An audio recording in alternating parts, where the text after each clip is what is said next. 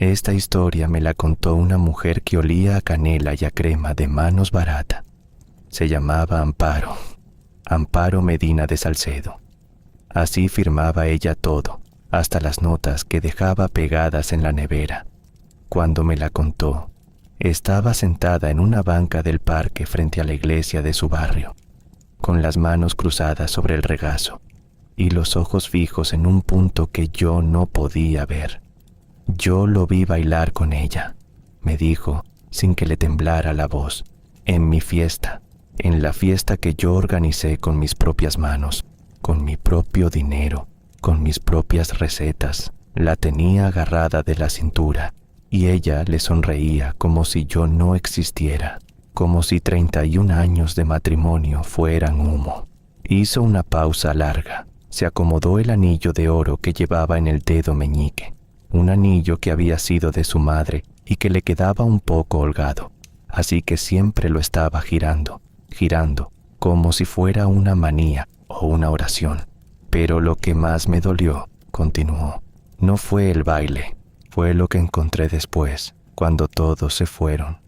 Lo que encontré dentro de su saco, en el bolsillo interior, doblado en 4. Y entonces se cayó. Se cayó durante casi un minuto entero, mirando las palomas que picoteaban el piso. Pero para entender cómo Amparo llegó a esa noche, a esa fiesta, a ese baile que le partió la vida en 2 mitades desiguales, necesito empezar desde mucho antes. Necesito contarles quién era esta mujer antes de que el mundo se le viniera encima. Amparo tenía 53 años cuando ocurrió todo. Era repostera, no de esas que tienen local con vitrinas iluminadas y letrero de neón, no. Amparo hacía pasteles en su cocina, en la casa de siempre, la casa de la colonia San Jacinto, una zona residencial tranquila, donde los vecinos se conocían de toda la vida y las señoras se prestaban huevos y mantequilla sin pensarlo. Su cocina olía permanentemente a vainilla y a manteca caliente. Tenía un horno grande que Ernesto, su esposo, le había comprado para su aniversario número 20 y 2 batidoras industriales que ella misma fue pagando a plazos con las ganancias de sus encargos. Se levantaba todos los días a las 4:30 de la mañana, todos los días, incluso los domingos, incluso el día de su cumpleaños. Preparaba café en una cafetera vieja de aluminio que ya nadie fabricaba, y mientras el café subía, ella sacaba la masa que había dejado reposando en la nevera la noche anterior y empezaba a trabajar. Sus manos eran pequeñas pero fuertes, con los nudillos un poco hinchados por la artritis que empezaba a asomarse. Y siempre tenían un rastro de harina entre los pliegues. Era una mujer menuda, delgada, con el cabello teñido de un castaño oscuro, que dejaba ver las canas en las raíces cada 3 semanas. Usaba gafas para leer las recetas, aunque se las sabía todas de memoria. Las gafas eran más bien una costumbre, un gesto, como el anillo de su madre en el meñique, o como rezar 3 avemarías antes de meter un pastel al horno. Vestía siempre con ropa discreta, nada llamativo, blusas de colores suaves, pantalones cómodos, zapatos bajos, pero cada prenda estaba limpia y planchada. Eso sí, Amparo podía no tener joyas caras ni ropa de marca, pero jamás salía de su casa con una arruga en la blusa. La dignidad no cuesta dinero, decía, repitiendo una frase que le había enseñado su madre, doña Consuelo, que murió cuando Amparo tenía 41 años y que le dejó como herencia ese anillo de oro, una receta de flan napolitano y la costumbre de no quejarse nunca en público. Amparo y Ernesto tenían 3 hijos. El mayor, Ignacio, de 30 años, vivía en otra ciudad, trabajaba en una empresa de construcción y llamaba los domingos, a veces cada 15 días, con conversaciones cortas y un poco incómodas, como si hablar con su madre fuera un trámite que cumplir. La del medio, Rocío, de 27, estaba casada con un muchacho llamado Felipe y vivía a 6 cuadras de la casa de Amparo. Rocío era la que más se parecía a ella, no solo en el rostro redondo y los ojos oscuros, sino en esa manera de resolver todo sin hacer ruido, de cargar con los problemas ajenos como si fueran propios. Y el menor, Sebastián, de 23, todavía vivía en la casa. Estudiaba administración de empresas en la universidad pública y trabajaba medio tiempo en una tienda de celulares. Sebastián era el consentido de Ernesto. Eso lo sabía todo el mundo. Ernesto lo llevaba al fútbol los sábados. Le prestaba el auto sin que Amparo se enterara. Y cuando Sebastián necesitaba dinero para algo, Ernesto se lo daba antes de que terminara la frase. Amparo lo notaba. Claro que lo notaba, pero nunca decía nada. Ese era su defecto. Amparo Medina de Salcedo tenía una capacidad asombrosa para negar lo que estaba frente a sus ojos. No por tonta, no por débil, sino porque en algún momento de su vida decidió que la paz de su hogar valía más que cualquier verdad incómoda. Si algo no cenó Amparo, no durmió esa noche. Se quedó sentada en la cama, con la espalda contra la cabecera y la luz de la mesita de noche encendida, mirando el papel que había encontrado en el bolsillo interior del saco de Ernesto. Lo había desdoblado y vuelto a doblar tantas veces que los pliegues ya estaban suaves como tela. Era una nota escrita a mano, con letra redonda, femenina, en tinta azul. Decía: «Gracias por lo de anoche. No sabes cuánto significó para mí. Te espero el jueves en el mismo lugar. Tuya, B, tuya». Esa palabra le quemaba los ojos cada vez que la leía. Tuya, como si Ernesto fuera propiedad de alguien, como si alguien tuviera derecho a reclamarlo con una sola palabra escrita al final de una nota. Tuya, V. ¿Quién era V? Amparo repasó mentalmente a todas las mujeres que conocía cuyo nombre empezara con esa letra. Valentina, la vecina de la esquina, que tenía 72 años y caminaba con bastón. No, Vanessa, la hija de don Rigoberto, el de la ferretería, que apenas tendría 25. No, tampoco, Victoria. No conocía ninguna Victoria. Verónica. El nombre le cayó encima como agua helada.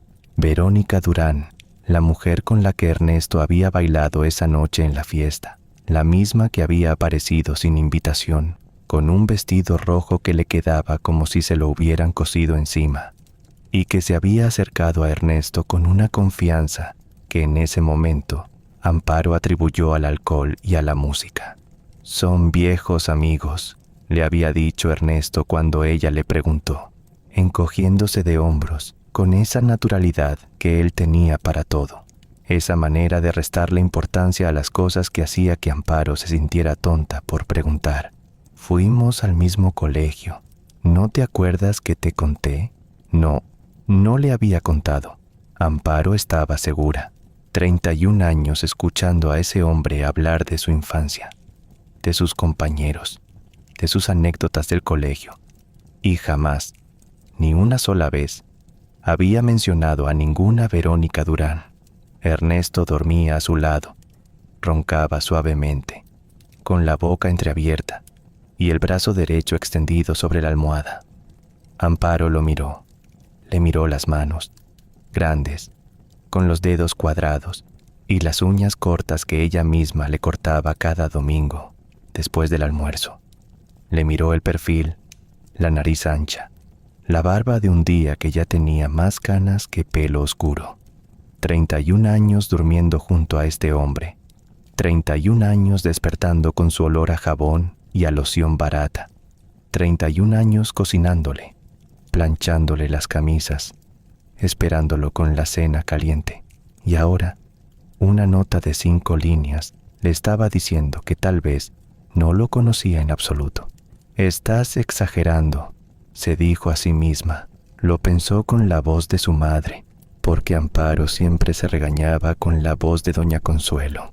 Una nota no significa nada. Puede ser una compañera de trabajo, una amiga. No vayas a armar un escándalo por una tontería. pero el anillo de su madre giraba y giraba en su dedo meñique y en algún lugar profundo de su pecho, en ese rincón donde las mujeres guardan las intuiciones que prefieren no escuchar, algo le decía que esto no era una tontería. Algo le decía que esa nota era solo la punta de algo mucho más grande.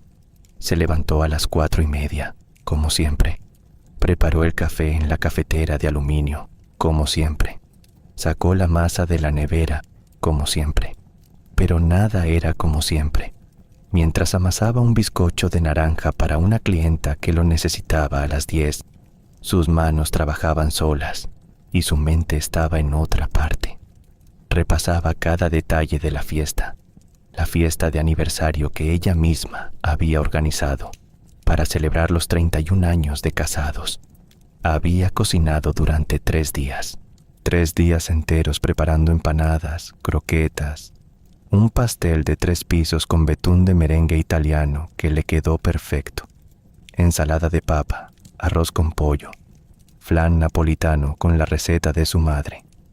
Había invitado a 40 personas, familiares, vecinos, compañeros de trabajo de Ernesto, las señoras del grupo de oración de la iglesia. Había decorado el patio con guirnaldas de luces que Sebastián le ayudó a colgar. Había comprado un vestido nuevo, azul oscuro, sencillo pero bonito, y se había ido al salón a que le arreglaran el cabello. Todo para que Ernesto estuviera orgulloso. Todo para que la gente viera que después de 31 años, Amparo Medina de Salcedo seguía siendo una buena esposa. Y la fiesta había salido bien. La gente comió, bebió, bailó. Ernesto brindó con una copa en la mano y dijo unas palabras bonitas sobre el matrimonio y la paciencia y los años que pasan. Amparo sonrió. Todo el mundo aplaudió. Y entonces, cerca de las 11 de la noche, cuando algunos invitados ya se habían ido y los que quedaban estaban achispados por el ponche, Amparo salió de la cocina después de guardar las sobras y vio algo que la detuvo en seco. Ernesto estaba bailando, no con ella, con una mujer que Amparo no reconoció de inmediato, una mujer alta, de cabello negro suelto, con un vestido rojo que resaltaba entre los colores sobrios del resto de los invitados. La tenía tomada de la cintura con las 2 manos, no como se toma a una conocida en un baile de compromiso. La tenía cerca, demasiado cerca, y ella, la mujer del vestido rojo, tenía la cabeza ligeramente inclinada hacia él, como si le estuviera diciendo algo al oído, como si compartieran un secreto. Imagínense eso. Imagínense estar parada en la puerta de su propia cocina, con olor a cebolla frita en el delantal y las manos todavía húmedas de lavar los platos, viendo a su esposo bailar con otra mujer en su propia casa, en su propia fiesta, a 3 metros del pastel de aniversario que usted misma decoró con flores de azúcar. Amparo se acercó, no corrió, no gritó, se acercó caminando despacio, con esa dignidad silenciosa que era su armadura y también su cárcel. Ernesto, dijo. Él se dio vuelta. No se sobresaltó. No soltó a la mujer de golpe. Simplemente giró la cabeza y sonrió, como si fuera lo más normal del mundo. Amparo, ven, mira. ¿Te acuerdas de Verónica? Verónica Durán, del colegio. ¿Cuántos años sin verla? La mujer le extendió la mano con una sonrisa amplia. Encantada, Amparo. Ernesto me ha hablado mucho de ti. Tenía los ojos verdes y la voz ronca y un perfume que olía a gardenias y a algo más, algo dulce y pesado, que se quedaba flotando en el aire como una advertencia. Amparo le estrechó la mano, sonrió, dijo, mucho gusto, con la misma voz con la que atendía a las clientas que llegaban a recoger sus pasteles. Y se dio la vuelta y se fue a la cocina, porque eso era lo que hacía Amparo cuando algo le dolía. Se iba a la cocina, se ponía a limpiar, a ordenar, a cerrar recipientes con tapa, a guardar las cosas donde correspondían, porque si la cocina estaba en orden, El mundo estaba en orden, aunque no lo estuviera. Cuando Amparo me contó esta parte de la historia, hizo algo que no había hecho en toda la conversación. Se quitó los lentes y se limpió los ojos con el dorso de la mano, rápido, como si no quisiera que yo viera que estaba llorando. Lo peor, me dijo, no fue el baile. Lo peor fue que nadie me dijo nada. 40 personas en esa fiesta y ninguna se me acercó a decirme: Amparo, ¿quién es esa mujer? ¿Por qué tu esposo la está abrazando así? Nadie, ni mi propia hija. Eso le dolía más que el baile mismo, el silencio cómplice de todos. A las 7:15 de la mañana, Ernesto bajó a la cocina. Se sirvió café, se sentó a la mesa, abrió el periódico.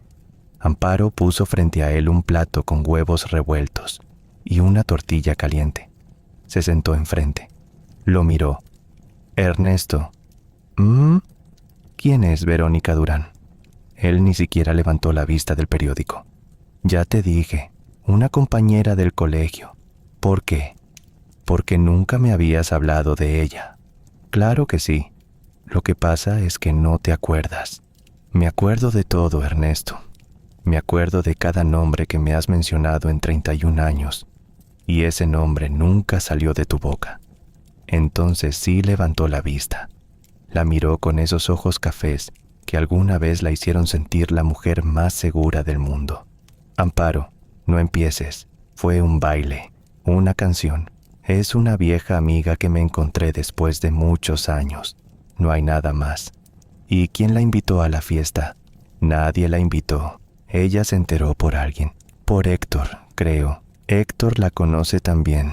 Héctor Gamboa, el mejor amigo de Ernesto desde hacía 15 años. El que iba a la casa los sábados a ver el fútbol. El que siempre traía una botella de algo y un chiste nuevo. Recuerden ese nombre, Héctor Gamboa, porque va a aparecer más adelante en esta historia. Y cuando aparezca, Amparo va a desear no haberlo conocido nunca. No me gustó cómo la tenías agarrada, dijo Amparo, y la voz le salió más firme de lo que esperaba. Ernesto dobló el periódico, lo dejó sobre la mesa, la miró con esa expresión que ella conocía bien. Esa mezcla de cansancio y condescendencia que usaba cuando quería dar por terminada una conversación. Amparo, por favor, no seas ridícula. Tengo 55 años. No voy a andar pidiéndote permiso para bailar una canción con una amiga en una fiesta. ¿Oh sí? Y ahí estaba, esa frase. No seas ridícula. La frase que Ernesto usaba cada vez que Amparo intentaba cuestionar algo. Cada vez que ella expresaba una duda, una incomodidad, un malestar. No seas ridícula. 2 palabras que con el tiempo se habían convertido en un muro tan alto que Amparo ya casi no se atrevía a mirar por encima. Ella se calló, se levantó de la mesa, recogió los platos, y Ernesto se fue a trabajar como cualquier otro día, con su maletín y su camisa planchada por ella, y el beso en la frente que le daba cada mañana desde hacía 31 años. Y Amparo se quedó sola en la cocina, con las manos dentro del agua jabonosa, y el papel doblado en el bolsillo de su delantal. No se lo había mencionado. No le había dicho nada de la nota. Algo, una vocecita que no sabía si era prudencia o cobardía, le dijo que se la guardara, que esperara, que antes de hablar necesitaba saber más. Hay verdades que empiezan como una grieta fina en la pared, casi invisible. Uno la ve, la toca con el dedo, piensa, no es nada, es la humedad, y le pone una mano de pintura encima. Pero la grieta sigue ahí, debajo, creciendo, y un día la pared entera se viene abajo. Amparo había vivido su matrimonio pintando paredes, pero esta vez la grieta era demasiado profunda para taparla con pintura. Esa mañana, mientras el bizcocho de naranja se horneaba y la cocina se llenaba de ese aroma dulce y tibio que normalmente la reconfortaba, Amparo hizo algo que no había hecho nunca en 31 años de matrimonio. Fue al estudio de Ernesto, esa habitación pequeña al fondo de la casa que él usaba como oficina. donde tenía su escritorio, su computadora, sus carpetas del trabajo. Amparo entraba a limpiar una vez a la semana. Pasaba el trapo por los muebles, barría, vaciaba el bote de basura, pero nunca abría cajones, nunca revisaba papeles, nunca tocaba nada que no fuera superficial, porque Amparo respetaba los espacios de Ernesto, porque así la habían criado, porque doña Consuelo siempre le dijo que una esposa que revisa las cosas de su marido es una esposa que no confía, y una esposa que no confía no merece que confíen en ella. Pero esa mañana, doña Consuelo estaba muerta y Amparo estaba viva, y tenía una nota en el bolsillo que decía tuya, V, con tinta azul. Abrió el primer cajón del escritorio, plumas, clips, un sacapuntas viejo, facturas del taller mecánico, un manual de la computadora que nadie lee nunca, nada. Abrió el segundo cajón, carpetas del trabajo, estados de cuenta del banco, recibos de la luz y el agua de los últimos 6 meses. Nada fuera de lo común. Abrió el tercer cajón, el de abajo, el más grande. Estaba cerrado con llave. El corazón se le aceleró. En 31 años, nunca había notado que ese cajón tuviera llave. O quizás sí lo había notado, pero lo había archivado en ese compartimento mental donde guardaba todas las cosas que prefería no cuestionar. Intentó abrirlo. No se dio. Buscó la llave en los otros cajones, detrás de los libros del estante, debajo del teclado de la computadora. No la encontró. Se sentó en la silla de Ernesto, la silla giratoria de cuero sintético que él había comprado hacía 3 años y que todavía olía levemente a nuevo. Miró la pantalla apagada de la computadora. No sabía la contraseña. Nunca la había necesitado. Nunca había querido saberla. ¿Para qué voy a meterme en su computadora?, le había dicho una vez a Rocío, cuando su hija le comentó, medio en broma, medio en serio, que hoy en día todo el mundo revisaba las redes sociales de su pareja. Tu padre y yo nos tenemos confianza. Rocío había puesto una cara rara, como si quisiera decir algo, pero se contuviera. Ahora, sentada en esa silla, Amparo se preguntó qué había querido decir su hija con esa cara. Piénsenlo un momento. ¿Cuántas veces en nuestra vida alguien intenta decirnos algo y nosotras no lo escuchamos? ¿Cuántas veces una mirada, un gesto, un silencio contiene una advertencia que preferimos ignorar? Amparo había ignorado muchas cosas, pero eso ya lo irán descubriendo. El timbre sonó a las 9:40. Amparo salió del estudio y cerró la puerta como si estuviera haciendo algo prohibido. En cierto modo sentía que lo estaba haciendo. Abrió la puerta de la calle y se encontró con Estela. Estela Figueroa, su amiga de toda la vida. Se conocían desde los 18 años, cuando las dos trabajaban en la misma fábrica de ropa, antes de que Amparo se casara y dejara de trabajar por petición de Ernesto. Estela era todo lo que Amparo no era. Alta, robusta, con una voz que se escuchaba desde la otra cuadra y una manera de decir las cosas sin rodeos que a veces resultaba incómoda, pero siempre era honesta. Tenía el cabello corto, completamente canoso desde los 40, y se negaba a teñirlo. Estas canas me las gané, decía, tocándose la cabeza con orgullo. Estaba divorciada desde hacía 12 años. Su exmarido se había ido con una mujer más joven, y Estela, en lugar de hundirse, había abierto un puesto de comida en el mercado municipal que ahora era el más popular de toda la zona. Vendía tamales, atole y empanadas, y la gente hacía fila desde las 7 de la mañana. «Te traje tamales», dijo Estela, entrando sin esperar a que la invitaran, como siempre. «Los de rajas con queso que te gustan. ¿Ya desayunaste?» «No tengo hambre». Estela se detuvo en medio de la sala. La miró. Estela tenía esa capacidad de mirar a alguien y saber exactamente qué le pasaba. Tal vez porque ella misma había sufrido lo suficiente como para reconocer el sufrimiento en otros. «¿Qué pasó?» «Nada, Amparo. Nada, Estela. Estoy cansada. La fiesta me dejó agotada. Estela dejó los tamales en la mesa de la cocina. Se sirvió café sin preguntar, porque en esa casa ella se movía como si fuera la suya.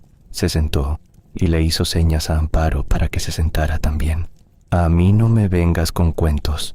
Tienes cara de no haber dormido. Tienes los ojos hinchados y estás girando el anillo de tu madre como loca. Eso solo lo haces cuando estás nerviosa.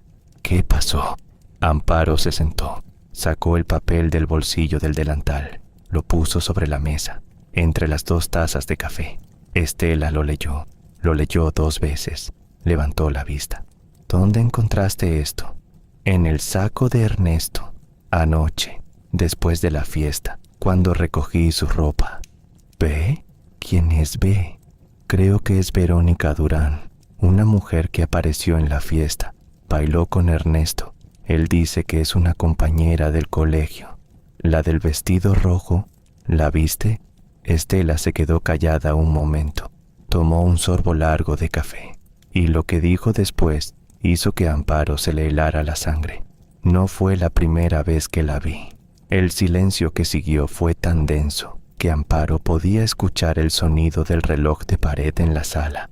Ese reloj de péndulo que Ernesto le regaló para su aniversario número 25 y que marcaba los segundos con un tic-tac suave y constante, como un corazón mecánico que no sabe detenerse. ¿Qué quieres decir con eso? Estela se pasó la mano por la cara. Resopló. Mira, yo no quería decirte nada porque no estaba segura. Y porque tú sabes cómo eres. Si te digo algo de Ernesto, te enojas conmigo. Estela, habla. Hace como 3 meses, un sábado, fui a dejar unos tamales a la señora Hortensia, la que vive por el centro, por la calle de los almacenes.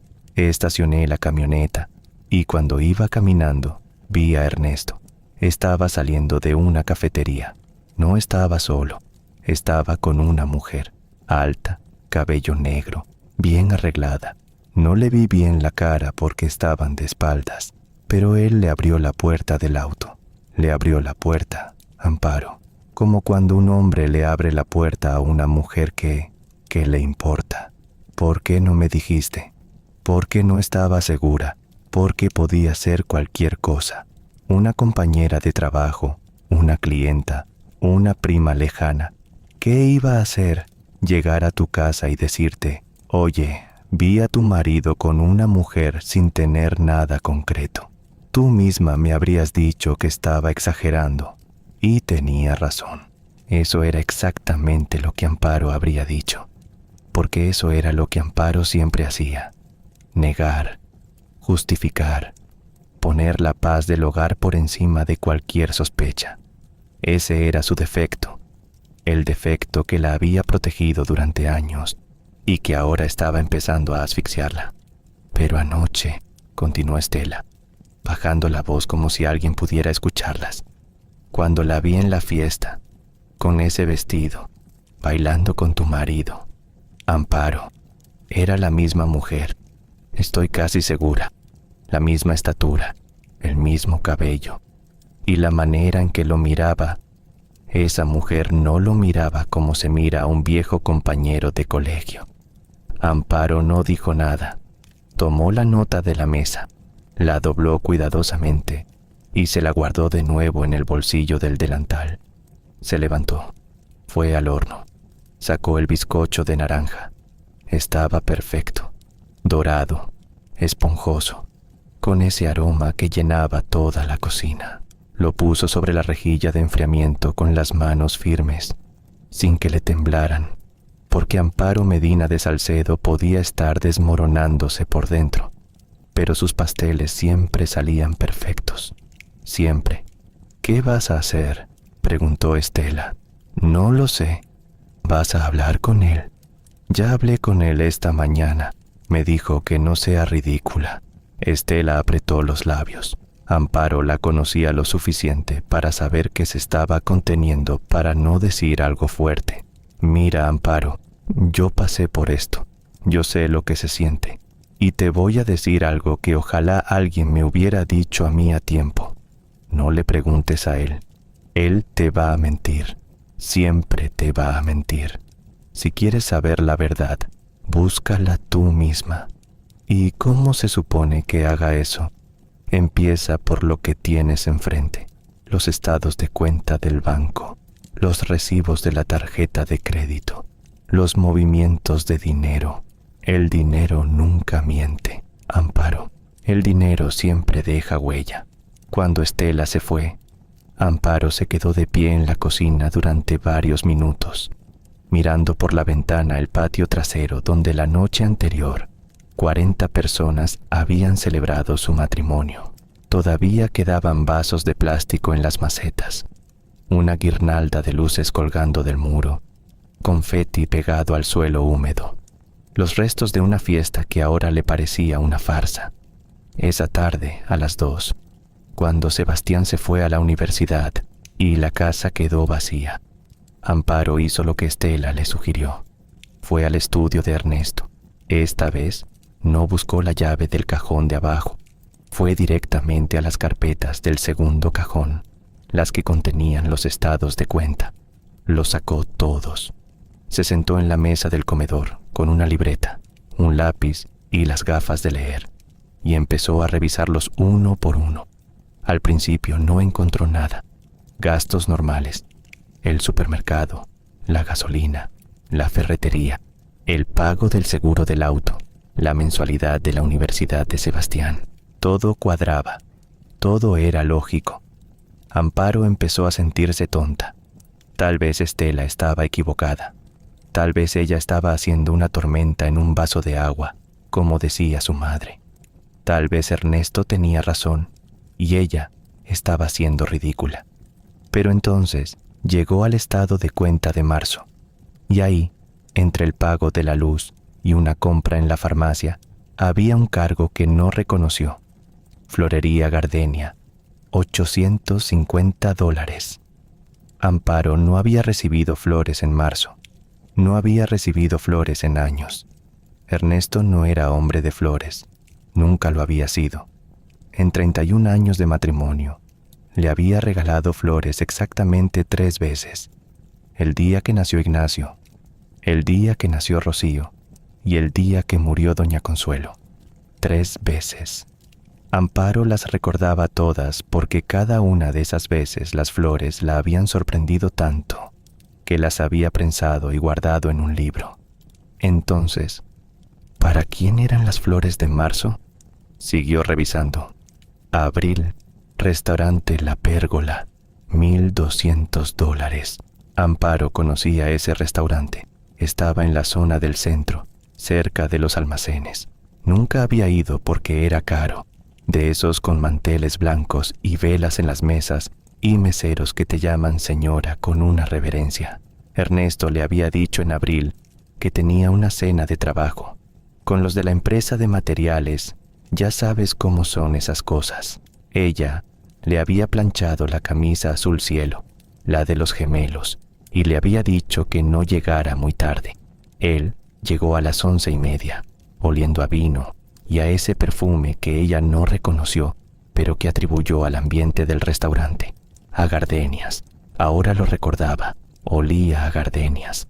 Mayo, joyería Ledesma, $3,400. 3,400. Amparo sintió que el lápiz le pesaba toneladas en la mano. No había recibido ninguna joya en mayo, ni en junio, ni nunca, si era sincera, más allá del anillo de compromiso y la cadena con el crucifijo que Ernesto le regaló cuando cumplieron 10 años. ¿Para quién era una joya de 3,400? ¿Qué se compra con 3,400 en una joyería? Dicen que la verdad es como el hilo de un tejido viejo. Jalas una punta y todo empieza a deshacerse. Amparo había jalado la punta y ahora no podía parar. Junio. Hotel Mirador, $1,800. Un hotel a 40 minutos de la ciudad, en la carretera que iba a la costa. Amparo conocía ese hotel de nombre porque una vez, hacía muchos años, Ernesto le había prometido llevarla a pasar un fin de semana. Nunca fueron. No hay tiempo, decía él. El trabajo no me deja. Pero en junio, al que no correspondían a ninguna compra del hogar, a ningún gasto familiar, a nada que Amparo pudiera justificar por más vueltas que le diera. Y entonces notó algo más, algo que al principio no vio porque estaba concentrada en los cargos grandes. Había retiros de efectivo, retiros pequeños, de 200, 300, que aparecían cada jueves sin falta, durante los últimos 6 meses. Te espero el jueves en el mismo lugar, decía la nota. Los jueves. Ernesto salía los jueves a las 7 de la tarde. Voy a la ferretería de Héctor, decía. Voy a ver unas piezas. O Héctor me invitó a cenar. O simplemente salgo un rato. Y Amparo asentía y le decía que no llegara tarde, y se sentaba a ver la televisión hasta que él regresaba, a las 10, a las 11, a veces más tarde, oliendo a la calle, al frío de la noche, y a veces, ahora lo recordaba con claridad aterradora, a gardenias, los jueves, 6 meses de jueves, 24 jueves, 24 veces que Ernesto se fue de la casa y ella no preguntó a dónde iba de verdad. ¿Qué harían ustedes? ¿Qué harían si tuvieran frente a ustedes una libreta con números que dibujan una traición? ¿Confrontarían a su esposo esa misma noche o esperarían a tener más? Amparo eligió esperar, no por cobardía, aunque tal vez un poco sí, sino porque entendió, con una lucidez que la sorprendió a ella misma, que si confrontaba a Ernesto ahora, él negaría todo. Diría que las flores eran para una compañera de trabajo que se jubiló, que la cena fue con clientes, que la joya era un regalo para la esposa de un socio, que el hotel fue una confusión del banco, y ella, su Amparo de siempre, la que no quería problemas, que prefería el silencio a la pelea, terminaría creyéndole, terminaría guardando la libreta, devolviendo las carpetas al cajón y poniendo otra mano de pintura sobre la grieta. No, esta vez no. Amparo cerró la libreta, se quitó las gafas, se quedó mirando la mesa del comedor, esa mesa de madera oscura, donde habían cenado miles de veces, donde los niños habían hecho la tarea, donde Ernesto se sentaba cada noche a leer el periódico mientras ella recogía los platos. Esa mesa que había sido el centro de su vida familiar durante 3 décadas, y tomó una decisión. No iba a confrontar a Ernesto, no todavía. Primero iba a averiguar quién era Verónica Durán. Iba a buscarla, iba a mirarla a los ojos, y le iba a preguntar directamente qué tipo de relación tenía con su esposo. Porque si algo había aprendido Amparo en 31 años de matrimonio, era que Ernesto Salcedo podía mentir mirándote a la cara sin parpadear, pero tal vez esa mujer no podía. El problema era cómo encontrarla.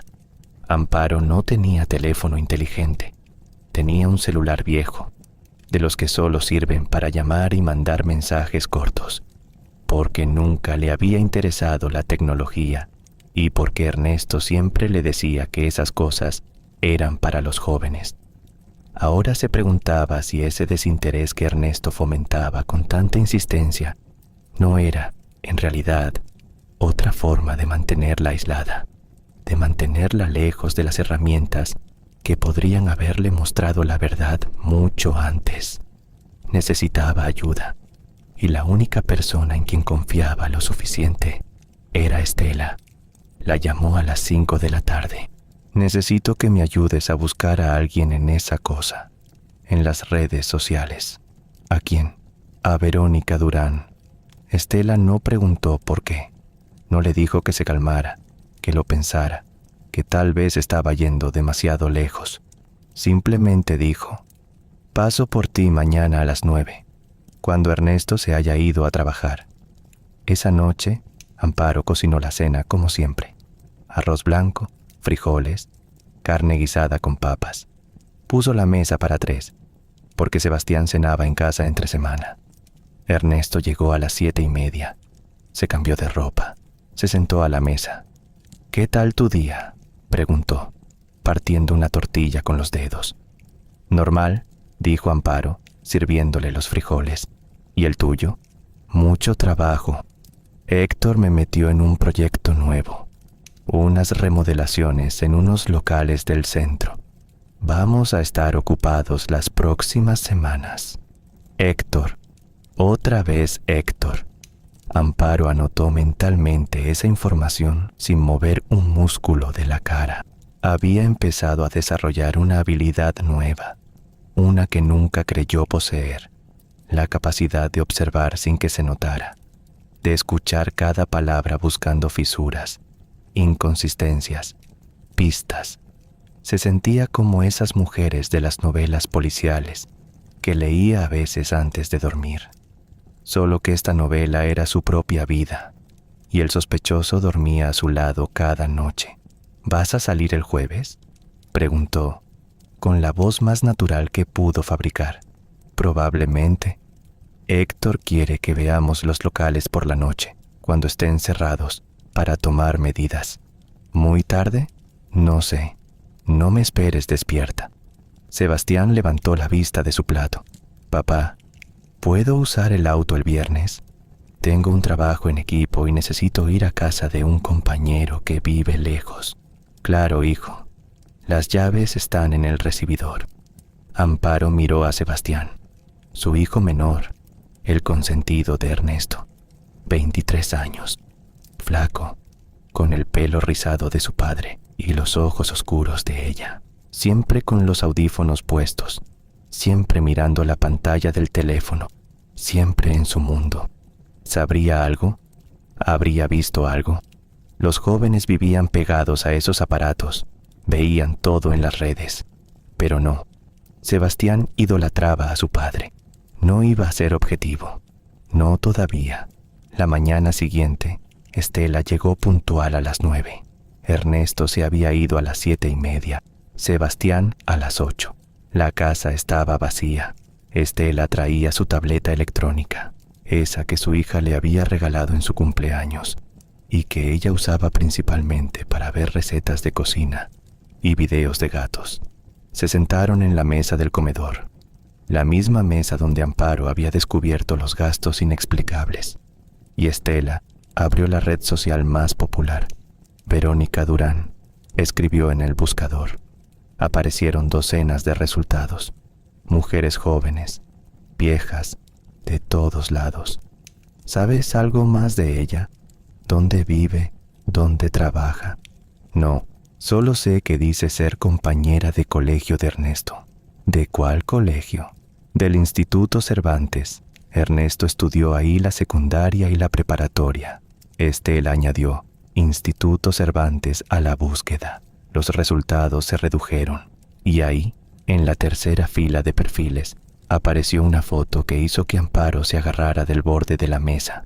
Era ella, la mujer del vestido rojo, solo que en la foto no llevaba vestido rojo sino una blusa blanca, y estaba sentada en lo que parecía la terraza de un restaurante, sonriendo a la cámara con esos ojos verdes que Amparo reconoció de inmediato.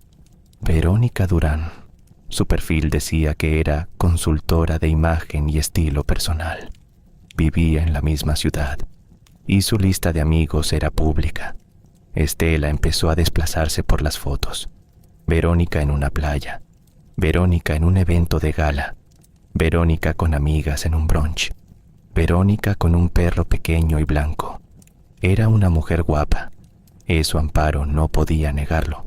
Tendría unos 50 años, pero se veía de 40 y pocos, bien cuidada, bien vestida, con esa seguridad en la sonrisa que tienen las mujeres que están acostumbradas a que las miren. Espera, dijo Estela, mira esto. Había una foto de hacía 4 meses. Verónica sentada en una mesa de restaurante con manteles blancos y velas. Y al fondo, borroso pero reconocible si uno sabía dónde mirar, el logotipo del restaurante. La Pérgola, el mismo restaurante que aparecía en el estado de cuenta de Ernesto en abril. Amparo sintió que la boca se le secaba, pero eso no era lo peor. Lo peor era que en la mesa, junto a la copa de vino de Verónica, se veía otra copa, otra mano, una mano de hombre. La foto estaba cortada justo por encima de la muñeca, pero Amparo reconoció algo que le revolvió el estómago. La correa del reloj. Era una correa de cuero café con una hebilla plateada, gastada en los bordes. Era el reloj de Ernesto, el reloj que ella le había regalado para su cumpleaños número 50. «Es él», susurró. «Estela, es él». Estela no dijo nada. Le puso la mano en el hombro y la dejó mirar. Siguieron revisando. El perfil de Verónica no tenía fotos con Ernesto directamente, al menos no fotos donde se le viera la cara, pero había pistas. Una publicación de febrero que decía: «Gracias por las flores más hermosas que he recibido. Alguien me conoce bien». Y una foto de un ramo de gardenias. Gardenias, el perfume que Amparo olía en la ropa de Ernesto los jueves por la noche. Florería Gardenia, 850, en el estado de Cuenta de Marzo. Todo empezaba a encajar como las piezas de un rompecabezas que Amparo no quería completar, pero ya no podía dejar de armar. Y entonces, Estela encontró algo que las dejó a las dos sin habla. En la lista de amigos de Verónica Durán, entre cientos de nombres desconocidos, había uno que Amparo sí conocía. No era Ernesto. Ernesto no tenía redes sociales, o al menos eso le había dicho siempre. El nombre que apareció ahí, con su foto de perfil sonriendo junto a una cerveza, era Héctor Gamboa. «Héctor», dijo Amparo, con un hilo de voz, «el amigo de tu esposo». «El mejor amigo de mi esposo». Se miraron. Estela fue la primera en hablar. «Amparo, si Héctor la tiene en sus redes, Héctor la conoce. Y si Héctor la conoce, Héctor sabe todo. Piénsenlo un momento. El mejor amigo del esposo. El que iba a la casa todos los sábados. El que se sentaba en su sala, comía su comida, brindaba en sus fiestas. El que la miraba a los ojos y le decía: «Amparo, qué buenas están tus empanadas», mientras sabía que su marido la estaba engañando. ¿Hay algo más doloroso que eso? ¿Hay algo más humillante que descubrir que la traición no es de uno, sino de todos? Que mientras tú servías la cena con una sonrisa, ellos compartían un secreto a tus espaldas. Amparo cerró la tableta, se levantó, fue a la cocina, puso la cafetera a calentar. Se quedó mirando la llama azul de la estufa durante un rato largo, con los brazos cruzados sobre el pecho y el anillo de su madre girando, girando, girando en el dedo meñique. «Voy a hablar con Héctor», dijo. «¿Con Héctor? ¿No deberías hablar con ella primero?» «No, ella me va a mentir. Ella no me debe nada. Pero Héctor se sienta en mi mesa. Héctor me mira a la cara cada semana. Héctor me debe la verdad. Amparo, Héctor no te va a decir nada. Es el amigo de Ernesto. Los hombres se cubren entre ellos. Entonces voy a hacer que no pueda cubrirlo». Estela la miró con una expresión nueva, como si estuviera viendo a un Amparo que no conocía. Y en cierto modo, así era, porque el Amparo que giraba el anillo de su madre en la cocina esa mañana ya no era la misma que había servido empanadas en la fiesta de aniversario 4 días antes. Algo se había roto dentro de ella, y de los pedazos estaba saliendo alguien diferente, alguien que no iba a quedarse callada. El jueves llegó. Ernesto se fue de la casa a las 7 de la tarde, como siempre. «No me esperes despierta», dijo como siempre. Se había puesto la camisa gris oscuro, la que mejor le quedaba, y un poco de esa loción que Amparo nunca le había comprado. ¿De dónde venía esa loción? ¿Se la había regalado ella? Otro detalle que durante meses había pasado desapercibido y que ahora brillaba como una señal de neón. Amparo esperó 20 minutos. Luego tomó su bolsa, sus llaves y llamó a Estela. «Llévame a la ferretería de Héctor». La ferretería de Héctor Gamboa estaba en una calle comercial del centro, entre una zapatería y una papelería. Era un local grande, bien surtido, con olor a pintura y a metal. Héctor lo había abierto hacía 12 años con ahorros propios y con un préstamo que, según le contó una vez a Amparo con orgullo, Ya había terminado de pagar. Era un hombre corpulento, de cara ancha y bigote espeso, que hablaba fuerte y se reía más fuerte todavía. Su esposa, Nelly, era una mujer callada y sonriente que nunca opinaba sobre nada y que Amparo veía en las reuniones familiares sin que hubieran logrado jamás tener una conversación de más de 5 minutos. Estela estacionó la camioneta a media cuadra. ¿Quieres que entre contigo? No, espérame aquí. Amparo, Estela, necesito hacer esto sola. Caminó hasta la ferretería con pasos firmes, aunque por dentro sentía que el corazón le iba a salir por la boca. Empujó la puerta de vidrio. La campanilla sonó.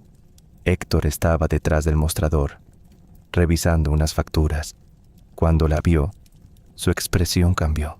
Fue un cambio sutil, que duró menos de un segundo, pero Amparo lo vio. Le vio la sorpresa, le vio la incomodidad, le vio algo que se parecía al miedo, y supo, en ese instante, con la certeza que da la intuición de una mujer que ha vivido más de medio siglo, que Héctor Gamboa sabía exactamente por qué ella estaba ahí. Amparo, dijo, recomponiéndose con una sonrisa. ¡Qué sorpresa! ¿Qué haces por aquí? ¿Necesitas algo para la casa? Necesito hablar contigo, Héctor. Claro, dime. No aquí. ¿Podemos ir atrás? La trastienda era un cuarto pequeño, con estantes metálicos llenos de cajas, una mesa con una cafetera y 2 sillas de plástico. Héctor le ofreció una silla. Se sentó frente a ella. Cruzó los brazos. ¿Qué pasa, Amparo? Me estás preocupando. Ella lo miró directamente a los ojos. ¿Quién es Verónica Durán? El silencio que siguió fue distinto a todos los silencios que Amparo había experimentado. No era un silencio de confusión, de quien no entiende la pregunta. Era un silencio de cálculo, un silencio de alguien que está decidiendo cuánto decir y cuánto callar. Es una conocida, dijo Héctor, finalmente. Una amiga de hace años. ¿Por qué me preguntas? Porque estuvo en mi fiesta de aniversario bailando con mi esposo. Porque tú la tienes en tus redes sociales. Porque encontré una nota de ella en el saco de Ernesto. Y porque he visto los estados de cuenta del banco. Héctor, he visto los restauran esos gastos. Héctor miró la libreta. Se pasó la mano por la cara. Se jaló el bigote, un gesto nervioso que Amparo le había visto hacer 1000 veces cuando perdía su equipo de fútbol, pero que ahora tenía un significado completamente diferente. Amparo, mira, esto es algo que tienes que hablar con Ernesto, no conmigo. Ernesto me dice que no sea ridícula. Ernesto me dice que no exagere. Ernesto me miente. Héctor, y tú lo sabes. Tú lo has sabido todo este tiempo. Yo no sé nada. No me mientas. No, tú también. Le tembló la voz, solo un poco, pero lo suficiente para que Héctor la mirara de verdad, tal vez por primera vez en 15 años de amistad, y viera no a la esposa de su amigo, no a la señora que hacía empanadas y pasteles, sino a una mujer que estaba sufriendo. Héctor se reclinó en la silla, miró al techo. Resopló. Amparo, no me pongas en esta situación. La situación me la pusieron a mí.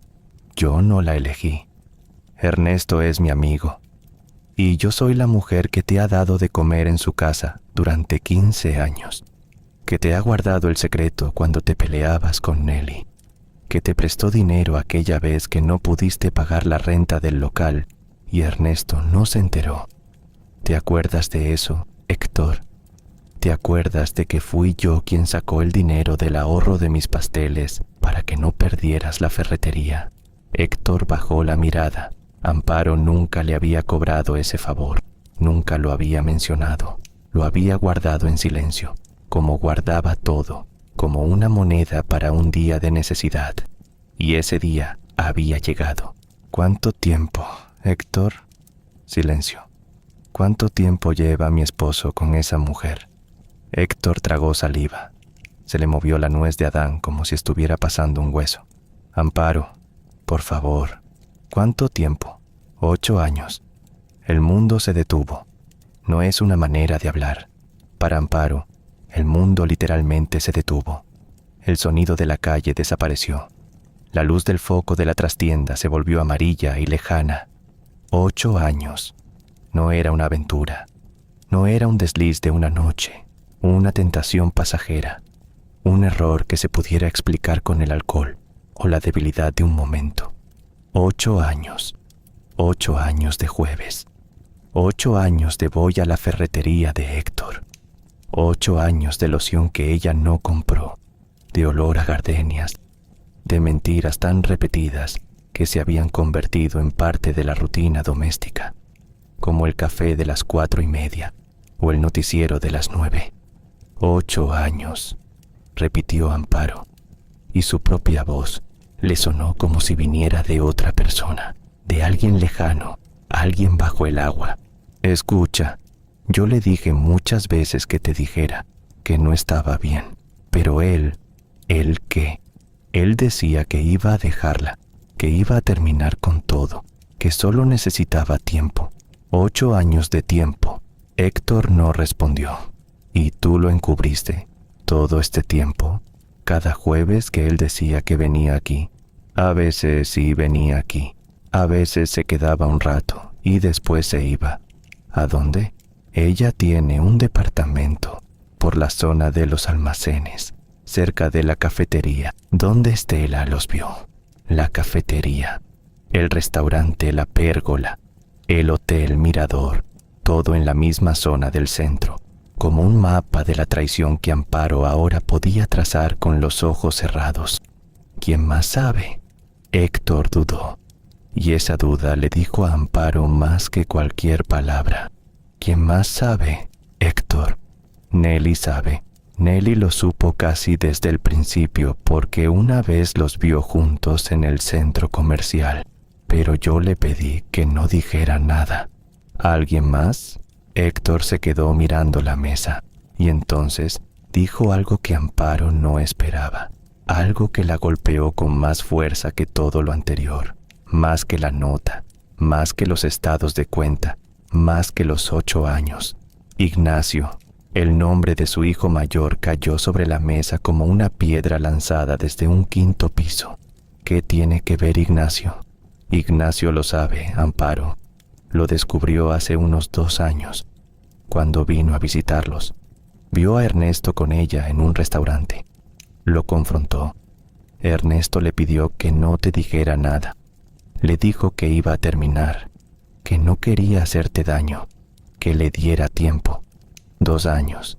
Sí, mi hijo ha sabido durante 2 años que su padre me engaña y no me dijo nada. Cuando Amparo me contó esta parte de la historia, fue el único momento en que la vi hacer un sonido que no era palabra, un sonido que salía del pecho, grave y corto, como el quejido de un animal herido. Eso fue lo peor, me dijo después, ya recompuesta. Ya con la voz firme otra vez. No el engaño de Ernesto, no la mentira de Héctor, sino el silencio de mi hijo, de mi Ignacio, mi primer hijo, el que yo parí con 23 años después de 18 horas de parto, el que dormía con su mano agarrada a mi dedo.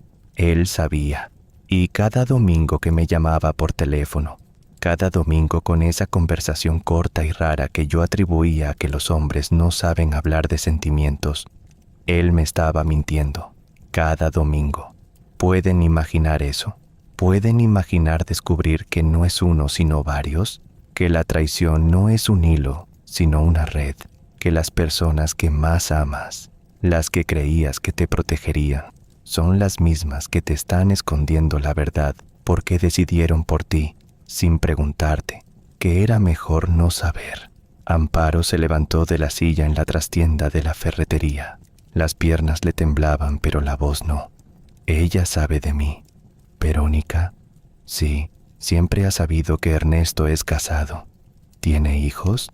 Tiene una hija, de otro hombre, de un matrimonio anterior. ¿Ernesto le da dinero? Héctor vaciló de nuevo.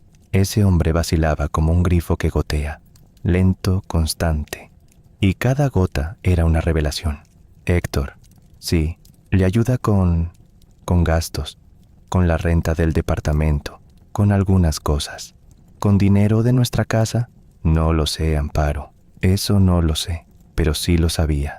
Y Amparo también. Los retiros de cada jueves, los 200, 300 que desaparecían semana a semana. ¿Cuánto sumaba eso en 8 años? Amparo hizo el cálculo mentalmente, como hacía los cálculos de sus ingredientes cuando preparaba un pastel para 100 personas. Si eran 250 semanales en promedio, por 52 semanas, por 8 años, más de 100,000 que habían salido del bolsillo de Ernesto, del mismo sueldo que se suponía que era para la familia, para la casa, para los estudios de Sebastián, para el horno que ella pagó a plazos porque no alcanzaba. «Me voy», dijo Amparo. Se guardó la libreta en la bolsa, caminó hacia la puerta de la trastienda y entonces se detuvo, se dio vuelta, miró a Héctor, que seguía sentado, encorvado, con cara de hombre que sabe que ha hecho algo imperdonable. «Héctor, una cosa más. Ernesto está con ella ahorita, en este momento». Héctor asintió, sin palabras, solo un movimiento lento de la cabeza que confirmó lo que Amparo ya sabía, que su esposo, el hombre que esa mañana le había dado un beso en la frente antes de salir, estaba en el departamento de otra mujer mientras ella estaba aquí, en la trastienda de una ferretería, juntando los pedazos de su vida rota. «Dame la dirección. Amparo, no hagas eso. No vayas allá. Dame la dirección, Héctor. Es una mala idea. Si llegas ahí y los encuentras, dame la dirección o la busco yo sola. Y si la busco yo sola, voy a tardar más, pero la voy a encontrar. Y cuando la encuentre, voy a decirle a Nelly lo que hiciste con la muchacha del banco hace 3 años, esa que creíste que nadie sabía». Héctor se puso pálido, blanco como la cal que vendía en los estantes de la ferretería. Abrió la boca, la cerró, agarró un pedazo de papel y escribió una dirección con mano temblorosa. Se la entregó sin mirarla a los ojos. «Calle Independencia 247, departamento 3B». Amparo tomó el papel, lo dobló con la misma precisión con la que doblaba la nota de Verónica y se lo guardó en el bolsillo.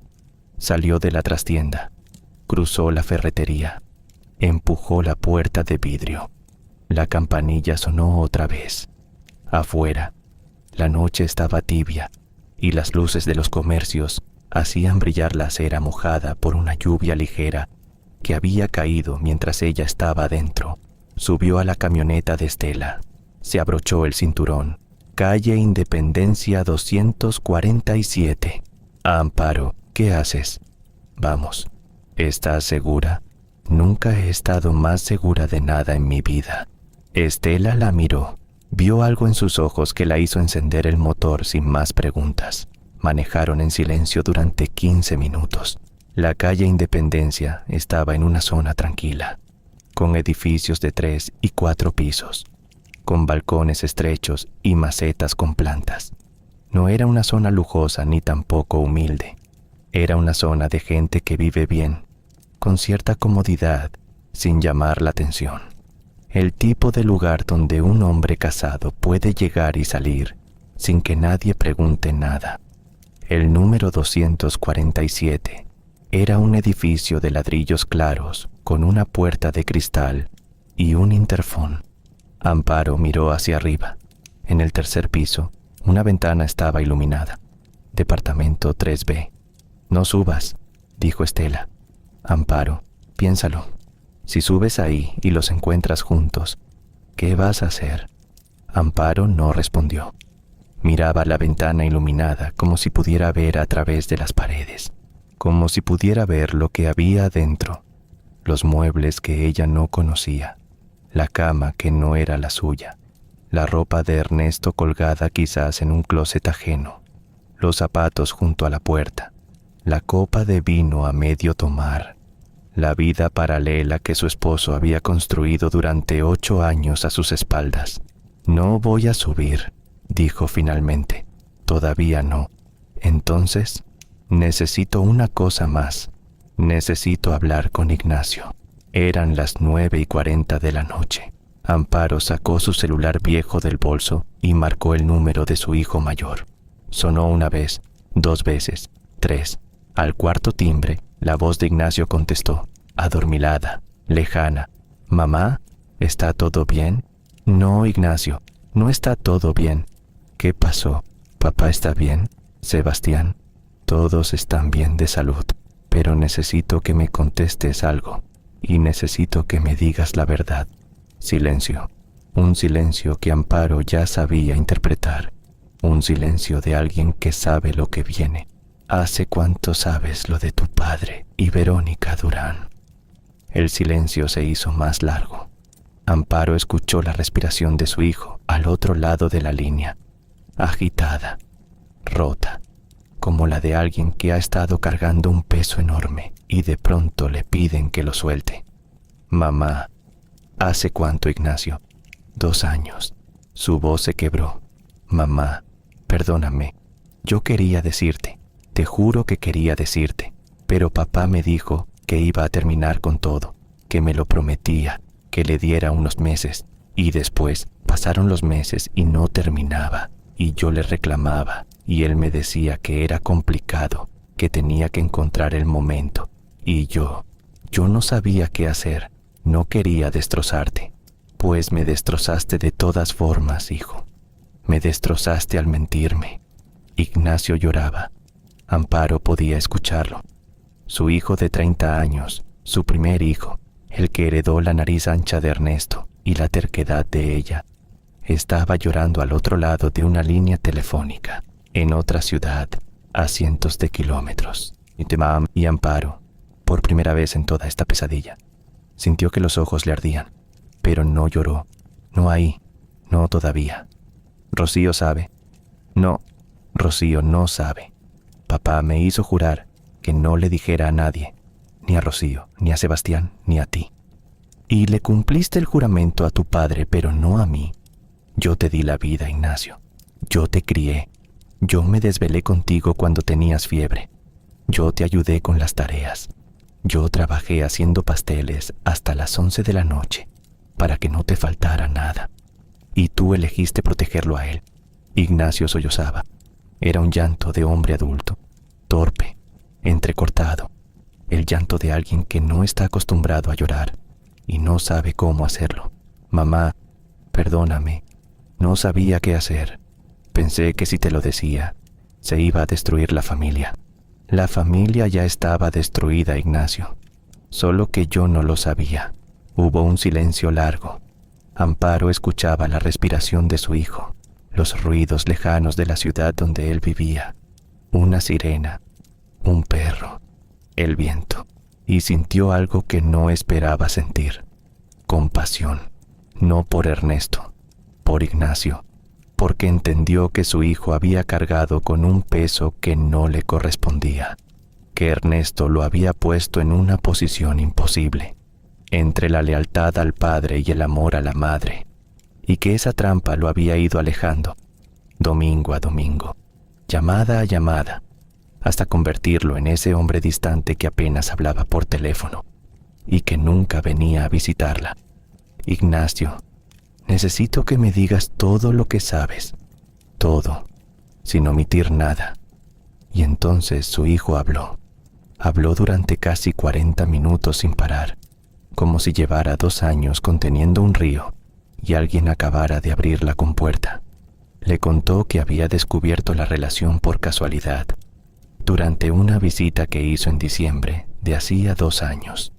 Había ido al centro a comprar un regalo para Amparo, un molde para pasteles que ella quería, y al salir de la tienda, vio a su padre sentado en la terraza de una cafetería con una mujer. No se estaban besando ni se estaban tocando, pero la manera en que se miraban, la manera en que Ernesto se inclinaba hacia ella y le hablaba en voz baja, con esa sonrisa que Ignacio no le veía desde hacía años, fue suficiente, lo confrontó esa misma noche en el estudio, con la puerta cerrada, y Ernesto, en lugar de negar, se desmoronó.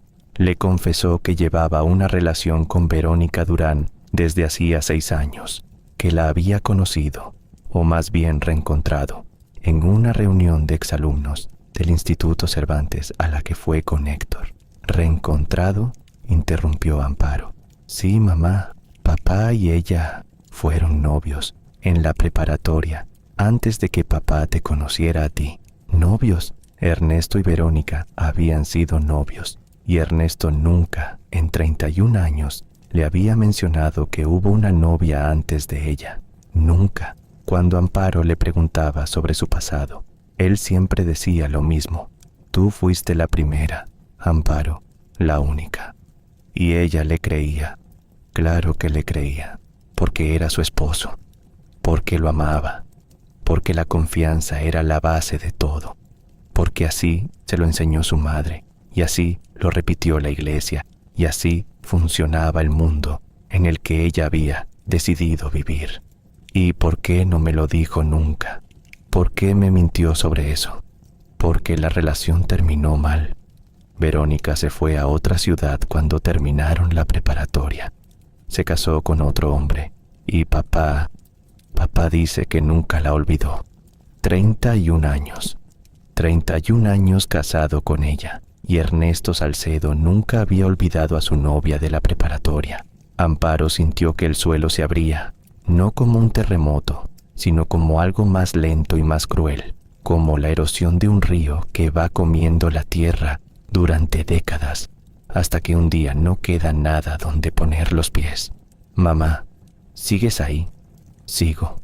Papá me juró que iba a terminar con ella. Me dijo que fue un error, que la nostalgia le jugó una mala pasada, que tú eras la mujer de su vida. Pero no terminó. No. ¿Y la joya? En mayo compró algo en la joyería Ledesma. 3,400. Ignacio se quedó callado un momento. Eso no lo sé, mamá. Pero Amparo lo sabía. Lo sentía con la certeza de quien ya no necesita pruebas porque la verdad se le ha metido en los huesos. La joya era para Verónica. Todo era para Verónica. Las flores, las cenas, las noches de jueves, los retiros de efectivo, los 8 años de mentiras, todo. Colgó el teléfono. Estela, que había escuchado todo desde el asiento del conductor sin decir una palabra, encendió el motor. ¿A dónde?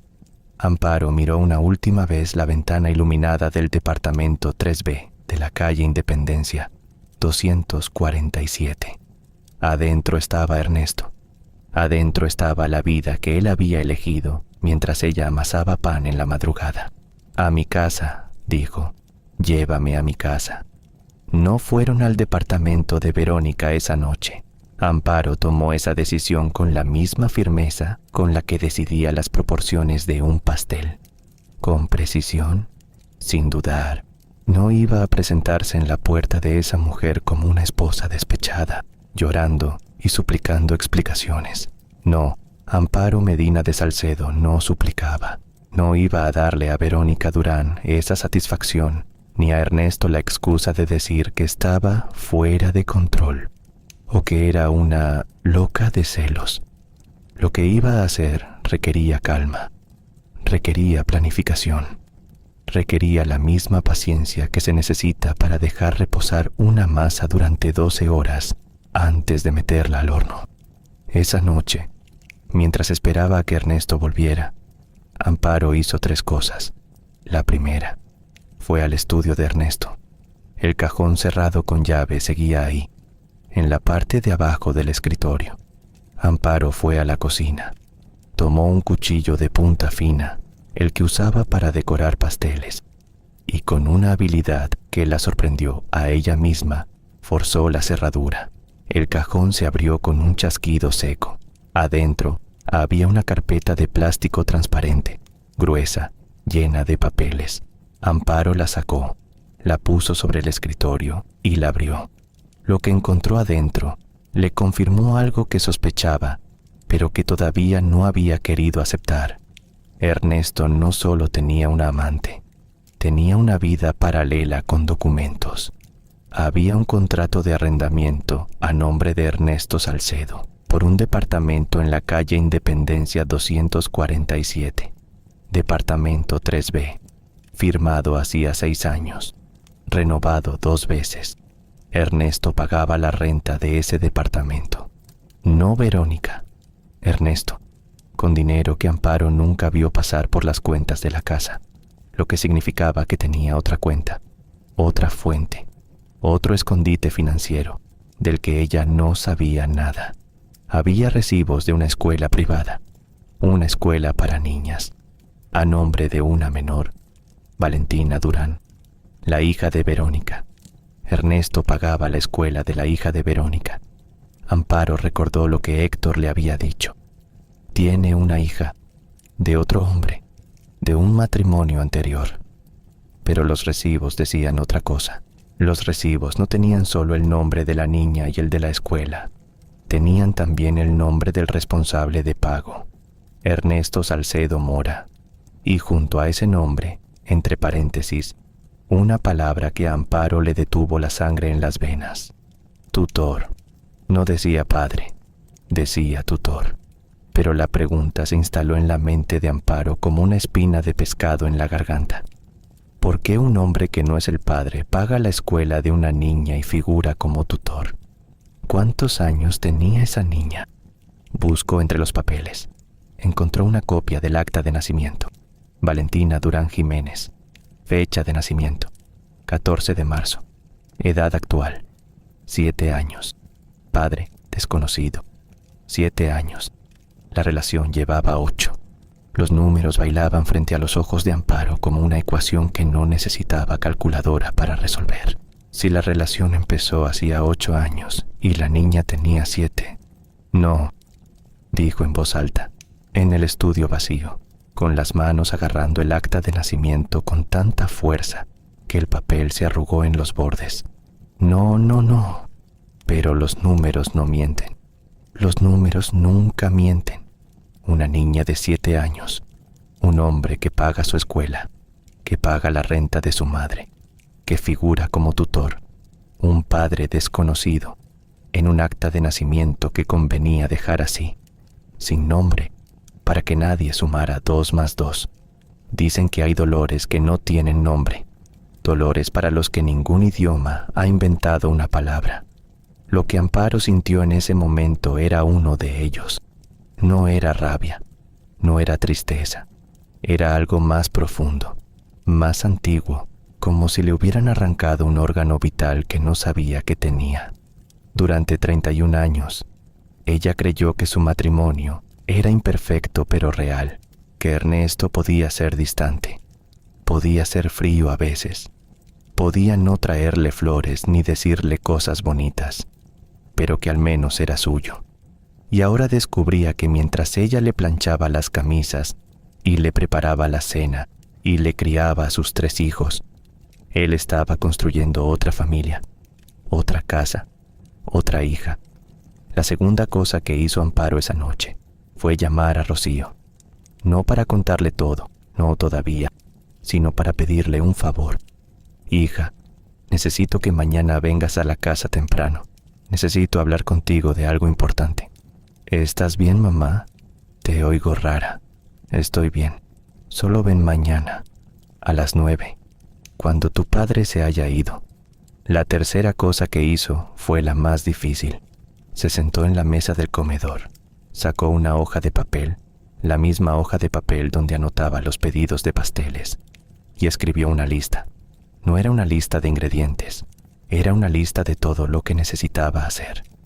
Abogado, cuentas del banco, casa a mi nombre, clientas fijas, dinero guardado, porque Amparo, mientras forzaba cerraduras y leía actas de nacimiento, había tomado la decisión más importante de su vida. No iba a perdonar, no iba a llorar en silencio, no iba a pintar otra mano sobre la grieta, iba a irse, o más bien, iba a hacer que Ernesto se fuera, porque esa casa, la casa de la colonia San Jacinto, estaba a nombre de los dos. pero los cimientos estaban hechos con el esfuerzo de ella.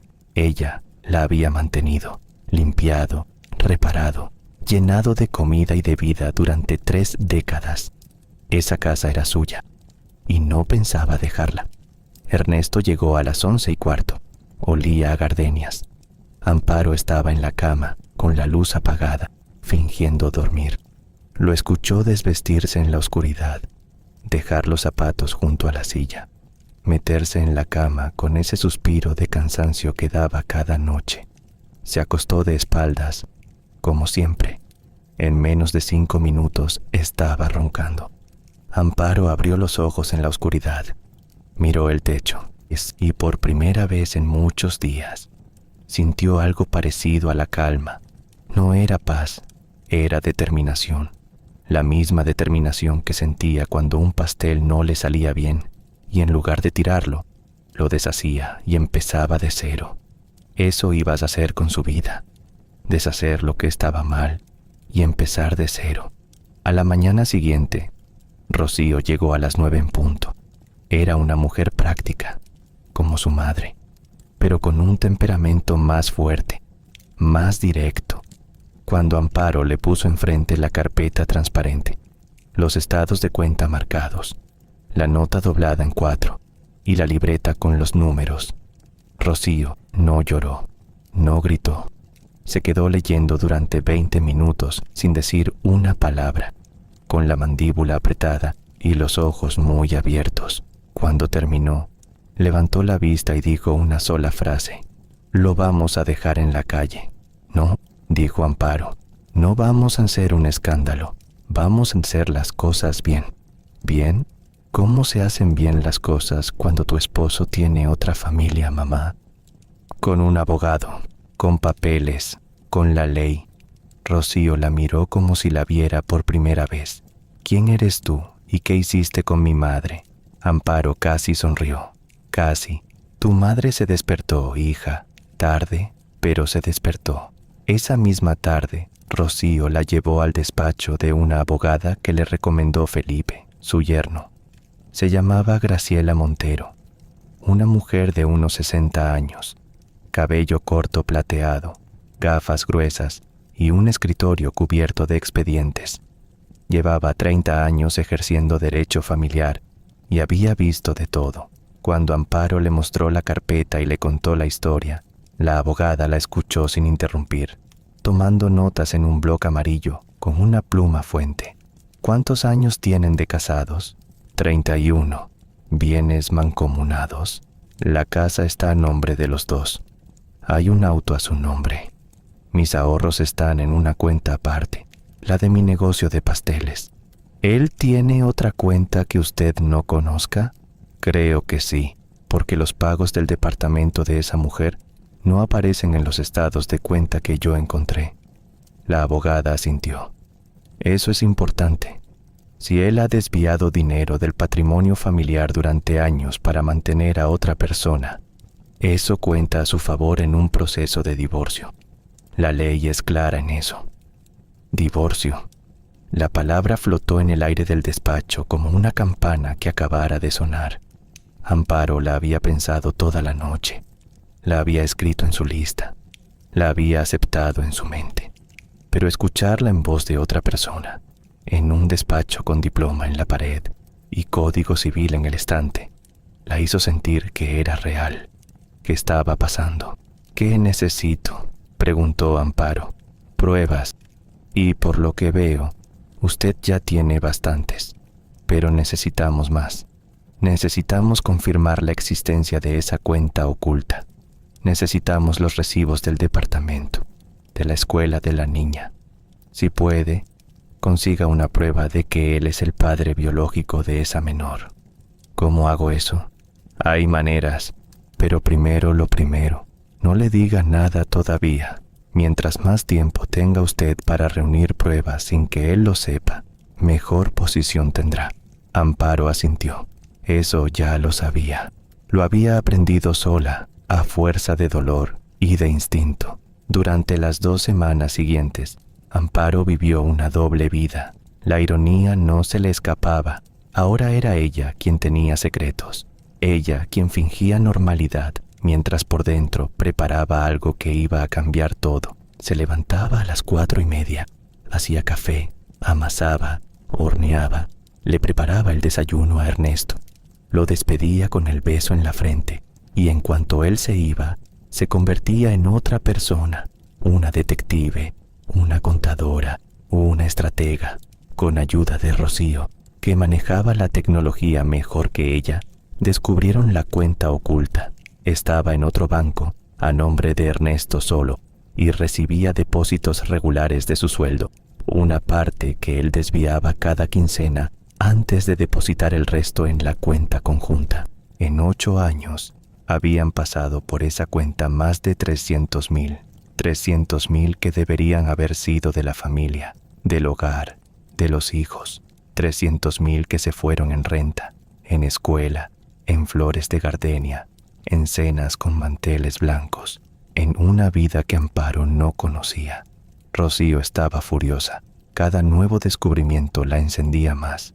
Mamá, esto es un robo, te estaba robando. Y Amparo le pedía calma, le pedía paciencia, le pedía que esperara. Todavía no, hija, todavía no. ¿Y Sebastián? Sebastián seguía en su mundo de audífonos y pantallas. Amparo había decidido no decirle nada hasta que todo estuviera listo, no porque no confiara en él, sino porque Sebastián idolatraba a Ernesto, y Amparo sabía que la noticia iba a destrozarlo. Quería tener todas las piezas en su lugar antes de desarmar el rompecabezas frente a su hijo menor. Fue durante esas 2 semanas cuando Amparo descubrió el último secreto, el más doloroso, el que terminó de dibujar el mapa completo de la traición. Sucedió un martes. Rocío había conseguido, a través de Felipe, que tenía un conocido en el registro civil, una copia actualizada del acta de nacimiento de Valentina Durán Jiménez. La original que Amparo había encontrado en el cajón de Ernesto decía «Padre desconocido», pero la copia actualizada, emitida hacía apenas 4 meses, tenía una anotación marginal, un reconocimiento de paternidad, firmado por Ernesto Salcedo Mora. Ernesto había reconocido legalmente a la hija de Verónica. La niña ya no se llamaba Valentina Durán Jiménez, se llamaba Valentina Salcedo Durán. Salcedo, el mismo apellido que Ignacio, que Rocío, que Sebastián. La niña era, legalmente, hermana de sus hijos. Rocío tuvo que sentarse cuando leyó el documento. Se puso blanca. «Mamá, esto quiere decir que tu padre tiene otra hija». «Sí». «¿Lo reconoció legalmente, sin decirte nada?» «Hace 4 meses, el mismo mes que me dijo que no tenía dinero para arreglar el techo de la cocina». Rocío se llevó las manos a la cara. Cuando las bajó, tenía los ojos rojos pero secos. «Se acabó», dijo. «Se acabó la espera. Hay que confrontarlo ya». Amparo miró a su hija. Miró el documento sobre la mesa.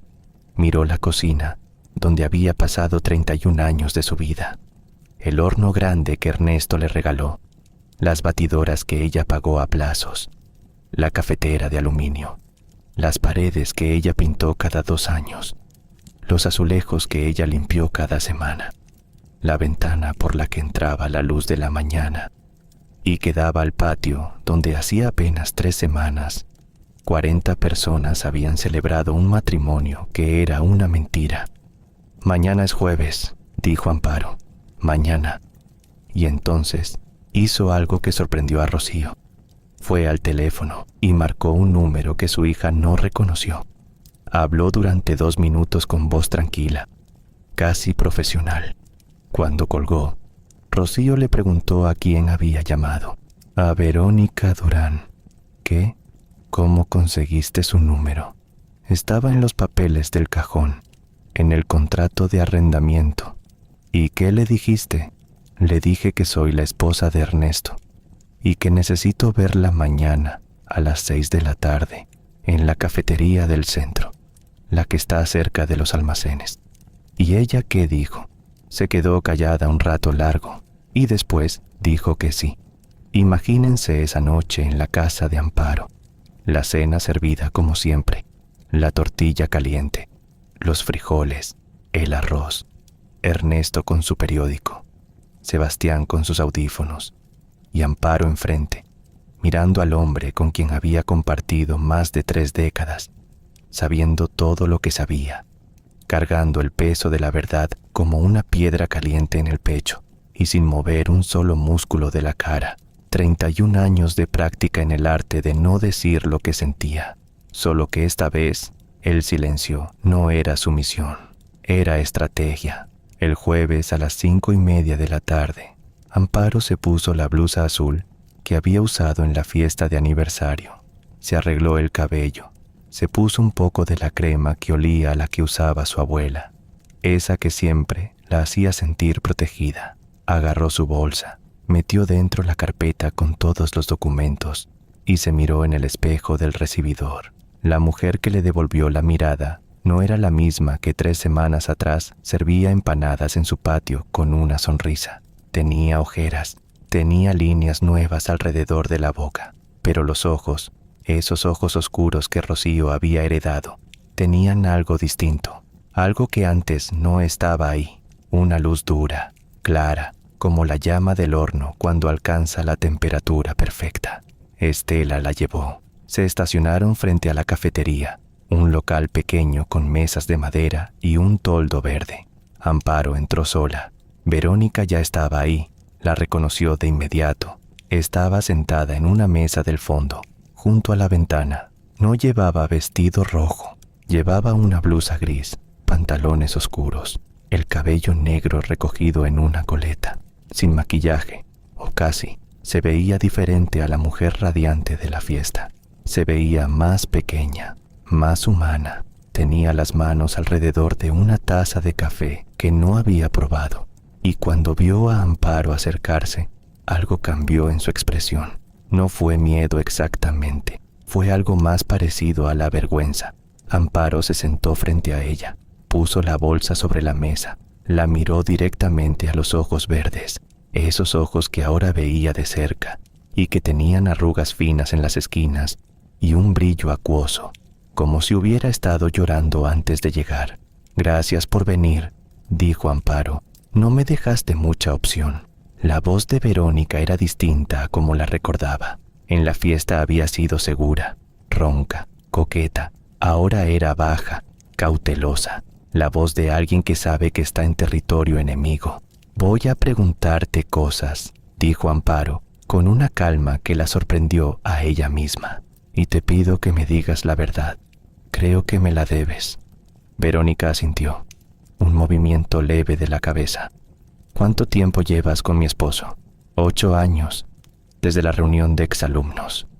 «¿Fueron novios en la preparatoria?» «Sí, 2 años. Él fue mi primer novio». «¿Por qué terminaron?» «Mis padres se mudaron a otra ciudad. Perdimos contacto. Yo me casé con otro hombre. No funcionó.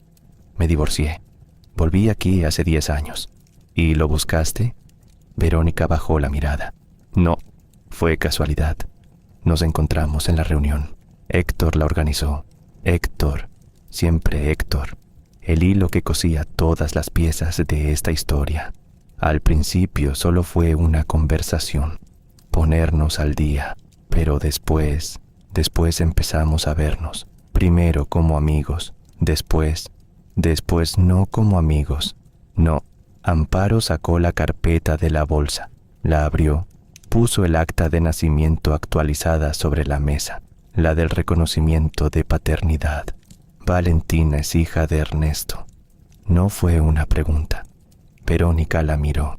Por un instante pareció que iba a negarlo, pero algo en los ojos de Amparo, algo en esa calma terrible que era más intimidante que cualquier grito, la hizo ceder. Sí, una sola sílaba, 3 letras, y con ellas se derrumbó el último muro que Amparo había construido para protegerse. Porque una parte de ella, una parte pequeña y terca y desesperada, había seguido albergando la esperanza de que la niña fuera de otro hombre, de que el reconocimiento legal fuera un gesto de generosidad, una locura de Ernesto, pero no la confirmación de lo peor. Él lo supo desde el principio, desde que nació, y nunca quiso que yo lo supiera. Él decía que no podía dejarte, que tenía una responsabilidad contigo y con sus hijos, que no quería destruir su familia, pero construyó otra. Verónica no respondió. Tomó un sorbo de su café frío. Le temblaban las manos. Amparo lo notó y sintió algo extraño, algo que no esperaba. Una punzada de lástima, no por la situación de Verónica, sino por la trampa en la que Ernesto las había metido a las dos, porque Verónica también había sido engañada, a su manera. Le habían prometido que la situación era temporal, que algún día Ernesto iba a dar la cara, que algún día iba a tomar una decisión, y 8 años después, seguía esperando en un departamento que no era suyo, con una hija que no llevaba el apellido de su padre en público, viviendo a medias, a escondidas, como un secreto vergonzoso. ¿Te prometió que iba a dejarme? Verónica tardó en contestar. Al principio sí, después dejó de prometer. Solo decía que necesitaba tiempo. 8 años de tiempo, sí. ¿Y la fiesta? ¿Por qué fuiste a mi fiesta? Los ojos de Verónica se llenaron de lágrimas, porque estaba cansada, cansada de esconderme, cansada de ser la que no existe. Quería verte, quería ver la casa, la vida que él tiene contigo. Quería entender qué era tan importante como para que nunca se decidiera. ¿Y qué viste? Vi la casa, vi los hijos, vi el pastel de 3 pisos, vi cómo todos lo querían, y te vi a ti, sirviendo la comida, atendiendo a los invitados, sonriendo. ¿Y qué entendiste? Verónica se limpió los ojos con el dorso de la mano. Entendí que él nunca me iba a elegir. Y ahí, en esa frase, Amparo encontró algo que no buscaba, no consuelo, no justicia, no venganza. Encontró la verdad más simple y más brutal de todas, que Ernesto Salcedo no había elegido a ninguna de las dos, que durante 8 años había vivido en un limbo cómodo donde tenía una esposa que le planchaba las camisas y una amante que lo hacía sentir joven, una casa con hijos grandes y un departamento con una niña pequeña, 2 vidas que nunca se tocaban, 2 mujeres que nunca se encontraban. Ernesto no era un hombre dividido entre 2 amores, era un hombre que había elegido no elegir, que había sacrificado la felicidad de 2 mujeres y la estabilidad de 4 hijos para no tener que enfrentar una sola conversación difícil. Y eso, de alguna manera, era peor que cualquier otra cosa, peor que el engaño, peor que el dinero, peor que la mentira. Era la cobardía disfrazada de prudencia, de no quiero hacer daño, de necesito tiempo. La cobardía de un hombre que prefirió que el tiempo hiciera por él lo que él no se atrevía a hacer por sí mismo. ¿Le dijiste a Ernesto que yo te llamé?, preguntó Amparo. ¿No? Bien, no le digas, no todavía. ¿Qué vas a hacer? Amparo la miró, y por primera vez en toda la conversación, algo parecido a una sonrisa le cruzó el rostro. No era una sonrisa de alegría, era la sonrisa de alguien que ha tomado una decisión irreversible y siente el alivio de ya no tener dudas. Lo que debía hacer hace mucho tiempo. Se levantó, dejó dinero para los 2 cafés sobre la mesa y antes de irse, se detuvo junto a la silla de Verónica y le dijo algo que la otra mujer no esperaba. No estoy enojada contigo, estoy enojada con él. Pero tú también mereces algo mejor que un hombre que te esconde. Salió de la cafetería, subió a la camioneta de Estela. No lloró, no tembló.